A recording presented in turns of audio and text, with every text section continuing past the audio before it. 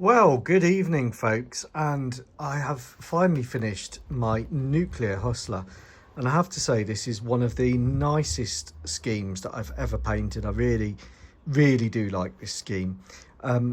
My dad has got me some hustler boarding ladders for Christmas, and I'm going to do a little diorama with the Malagasy nuclear hustler with a little hardened aircraft shelter and some crew going in on the boarding ladders and some guards guarding it because of course it's a nuclear weapon. So the story of the Malagasy nuclear hustlers I've told on my post. It's all what if, all fictional, and this is in the single integrated operating plan one scheme from the early 1980s, which is the scheme that the hustlers used from the late 1970s through the 1980s until they were kind of taken off the nuclear role and went back to being conventional bombers in the mid 1990s when the threat from France diminished due to good relations. So here we have the Italeri hustler. Yes, it's an accurate Italeri. Should have made the nose longer, the fuselage longer, and basically stretched it forwards. But typical Italeri fashion, they measured from the tip of the pitot to the end and scaled it accordingly, rather from the nose being here and then the pitot in front of it. But you can't really do anything about that with the kit unless you really want to scratch build it or 3D print one, and there's no other more accurate kit available. Now it does look like a hustler to me, and that's the main thing. It looks like a hustler, it feels like a hustler.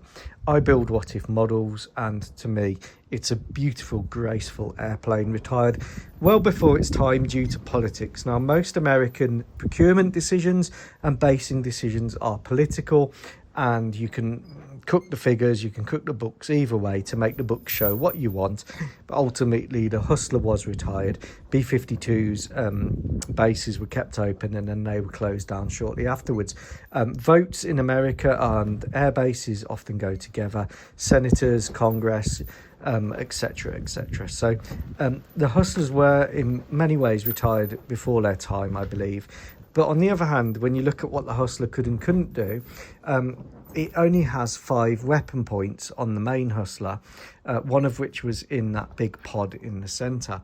And when you start to add or change the weapon configuration on the hustler, it does get quite difficult because you've got the undercarriage here and you've got a very narrow space for fuel and for weapons. Now the Malagasys used a big Pete missile here, which is a 1 in 48 scale RIM 66 AGM 78 standard.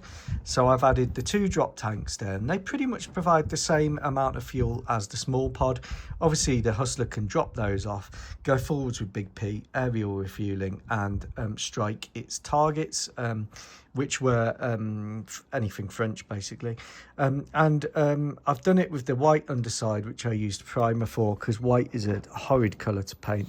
And then I've done it with the Valio hemp, and then a combination of greens, slightly different shades of greens for the SIOP scheme. The SIOP scheme is similar to the scheme that they used in Vietnam, but they're different shades, and the thing that makes it the most different is the hemp. I've given it a light weathering and wash, bit of wear on the paint just to reflect operational use. These things were on standby in the Malagasy service from 1975 to 1995, ready to go at the drop of a hat and give France a very bad day. In many respects, this is a direct comparison to the French nuclear bomber, which was the Mirage 4. Now, the Malagasys didn't have nuclear subs and ICBMs, so their deterrent was based on the first strike principle, or if they were struck, these being airborne to deliver the second strike. Now, the Big Pete missile has a 300 mile high altitude launch range in the WHATIF. The hustler itself, with aerial refueling, could quite easily reach France or any other person that wanted to take the Malagasys out. The ultimate deterrent, the ultimate way of keeping your state safe is with the nuclear weapon. Are they vulnerable being aircraft? Yes. Does the hustler have decent jamming equipment? Yes, it was packed full of deception jamming, the latest jamming technology, and of course the Malagasys would have upgraded that over time. Got a nice sting in the tail there for a French fighter, and I just absolutely love it. I've given the cockpit glazing some gold tint, and I've done it with the 3 cockpits open because I want to do it with the steps to the side, which I think will make a nice diorama.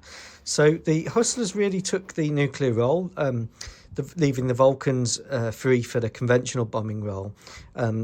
They could carry the even bigger Grumpy Gary missile, but the Big Pete, the Grumpy Gary glide bomb, but the Big Pete was really the best Malagasy nuclear weapon.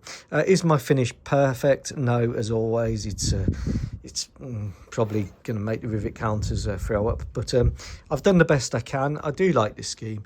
I hope you enjoy the model. Take care. Goodbye.